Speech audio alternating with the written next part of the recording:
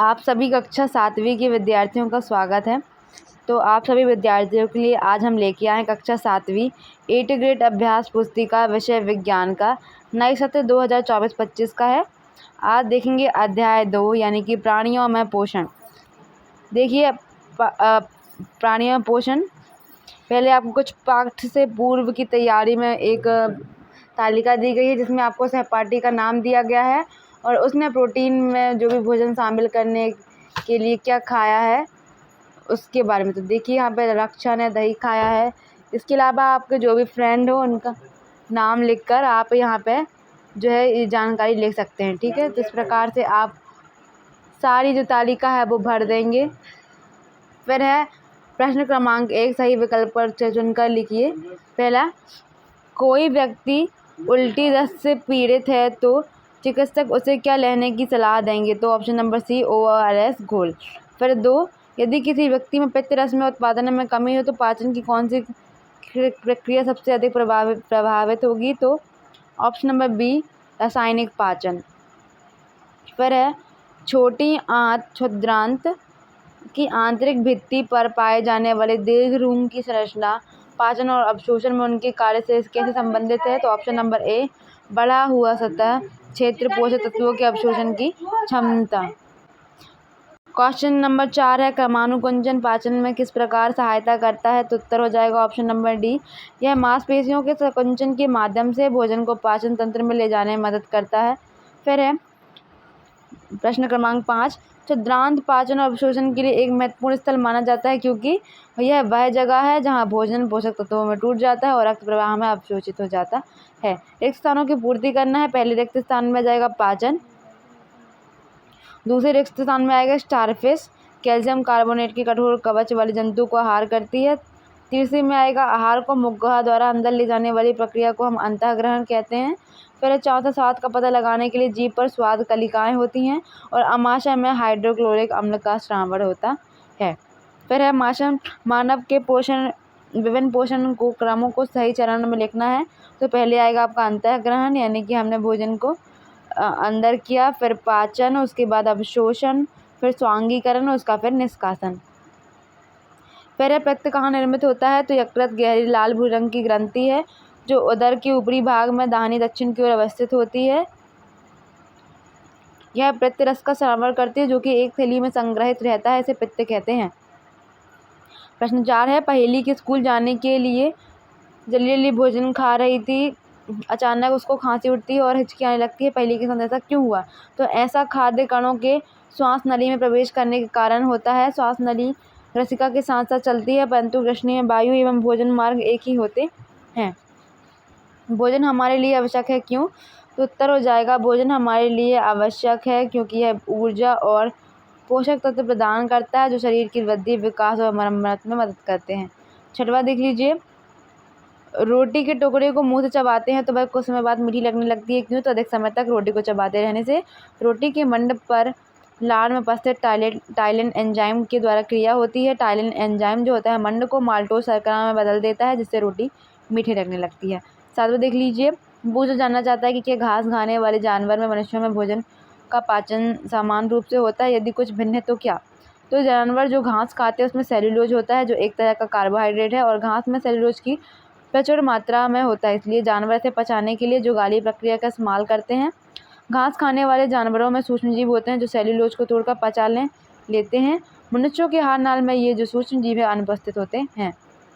फिर है, मानव पाचन तंत्र के अमाशय में पाए जाने वाले हाइड्रोक्लोरिक अम्ल की पाचन क्रिया में क्या भूमिका है?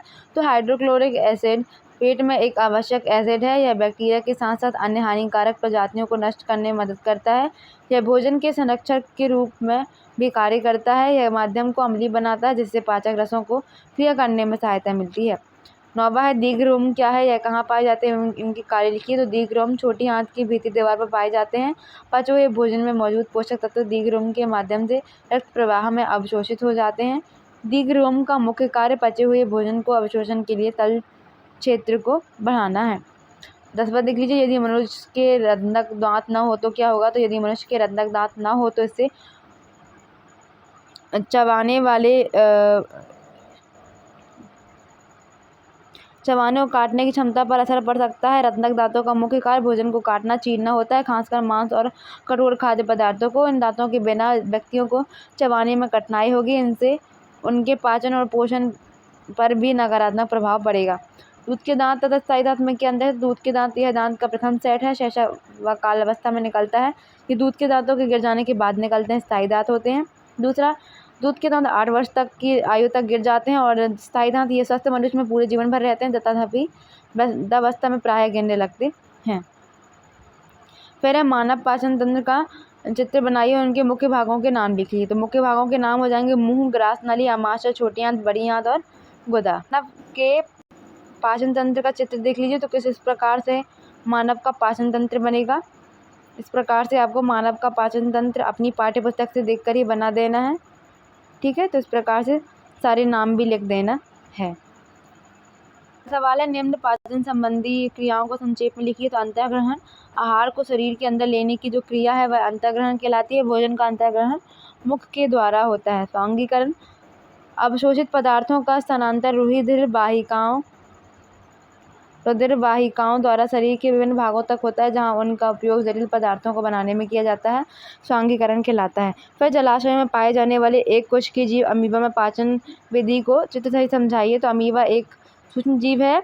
अमीबा कुछ सूक्ष्म जीवों का आहार करता है। जब इसे भोजन का आभास होता है तो यह खाद्य कण के चारों ओर पदार्थ विकसित करके उसे निगल लेता है। खाद्य पदार्थ उसकी खाद्य धानी में फंस जाते हैं। खाद्य धानी में ही पाचक रस स्रावित होते हैं। ये खाद्य पदार्थ पर क्रिया करके उन्हें सरल पदार्थ बदल देते हैं। ये इसका चित्र भी देख लीजिए। तो ये है आपका अमीबा, ठीक है। इसमें केंद्रक होगा, ये जो रेड है वो है खाद्य कण। जब अमीबा को आभास होता है कि खाद्य कण आसपास है तो वो क्या करता है, अपने जो पादाप है, ये पदाप यानी कि छद्म पैर, इसको उसके चारों तरफ उससे घेरने का प्रयास करता है और उसे चारों तरफ से घेर लेता है और एंजाइम का स्रावन करता है जो उसे पचा देते हैं अंदर ही। अगला है दांतों की व्यवस्था तथा विभिन्न प्रकार के दांतों के नामांकित चित्र एवं कार्य लिखिए। तो छेदक या कृंतक काटने का कार्य करते हैं। भेदक या रत्नक फाड़ने या चीरने का कार्य करते हैं। अग्र चवर्णक तो भोजन को चबाने का कार्य करते हैं और चवर्णक भी भोजन को चबाने का कार्य करते हैं। चलिए दांतों के चित्र भी देख लेते हैं। तो इस प्रकार से आपके दांतों का चित्र होगा। आप पाठ्य पुस्तक की सहायता से देखकर अच्छे से बनाइएगा। यह है चवर्णक, अग्र चवर्णक, रदनक और कृंतक। तो ये हैं आपके आगे के 4 दांत कृंतक, उसके बाजू वाले 2 रदनक और उसके फिर बाजू के 2 अग्र चवर्णक, उसके बाद के चवर्णक। अगला सवाल है, ग्रसिका में भोजन की गति का नामांकित चित्र बनाइए। तो आपको ग्रसिका में भोजन की गति का जो नामांकित चित्र है कुछ इस प्रकार बनाना है कि यह आपका भोजन जो ग्रसिका के सहायता से खिदकता हुआ आमाशय में पहुंच जाता है। आप इस चित्र को भी पाठ्य पुस्तक की सहायता से आसानी से बना सकते हैं। घास खाने वाले जंतुओं में पाचन का नामांकित चित्र बनाना है आपको इस सवाल में। ये घास खाने वाले जंतु जैसे कि गाय है, तो गाय में जो आपको है पाचन तंत्र का नामांकित चित्र इस प्रकार बना देना है। ये चीज़ जो है वो ग्रसिका, ये है रूमेन और ये है क्षुद्रांत, ठीक है। इस प्रकार से आप चित्र बना देंगे। इसी प्रकार ये है अमाशय, अंधनाल और बृहदांत्र। अगला है प्रोजेक्ट कार्य 1, प्राणायाम क्यों आवश्यक है। धूम्रपान की आदत को रोकने के लिए एक पोस्टर का निर्माण कीजिए एवं धूम्रपान रोकने हेतु एक नारा लिखिए। तो प्राणायाम आवश्यक है क्योंकि यह हमारे शारीरिक और मानसिक स्वास्थ्य को सुधारता है। इससे फेफड़ों की क्षमता बढ़ती है और सांस लेना आसान होता है। यह तनाव और चिंता को भी कम करता है। इस प्रकार से आपको धूम्रपान पर एक जो है पोस्टर बना के अपने स्कूल में जमा करना होगा। तो इस प्रकार आप लिख देंगे, धूम्रपान निषेध स्वास्थ्य के लिए हानिकारक है, कृपया इसका सेवन ना करें। इसके लिए एक नारा आप लिख देंगे, स्वस्थ शरीर अपनाएं, धूम्रपान को कर दे बाय बाय, ठीक है। इस प्रकार से आप नारा लिख देंगे। प्रोजेक्ट कार्य 2 है, जीवन रक्षक घोल कैसे बनाया जाता है, इसका उपयोग लिखिए। तो बनाने की विधि, सर्वप्रथम जल को उबालकर ठंडा कर लें, इसमें 1 चुटकी नमक एवं चीनी घोल दें। फिर इसके उपयोग दस्त के दौरान पानी की कमी को पूरा करने के लिए, शरीर में पानी की कमी की पूर्ति के लिए, उल्टी या बुखार के समय। इस प्रकार से आप सभी सवालों के उत्तर दे सकते हैं। वीडियो पसंद आई तो वीडियो को लाइक, चैनल को सब्सक्राइब और दोस्तों के साथ शेयर कर दें। मिलेंगे अगली वीडियो में, तब तक के लिए धन्यवाद।